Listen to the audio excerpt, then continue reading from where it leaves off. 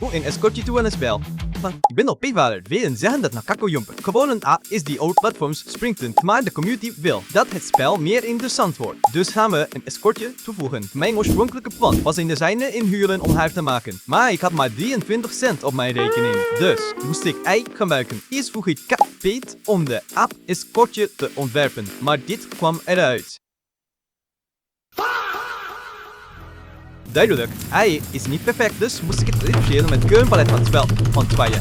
Volg meet dat ze aan het eind van elk level op en neer beweegt. En als je haar aanraakt, geeft een dienst en regent het Rata-coins. Ik heb lang naar de code gestaard, twijfelend of het zou lukken. Of dat Apple nog gewoon uit de store zou bannen. En uiteindelijk, dit is het resultaat. Van een sprintspel naar een pervers app die inderdaad wil met een escortje. Je kunt nu al het escortje zoeken door kakko-jumper te downloaden en te bedenken dat dit allemaal gebeurde omdat iemand commentaar gaf.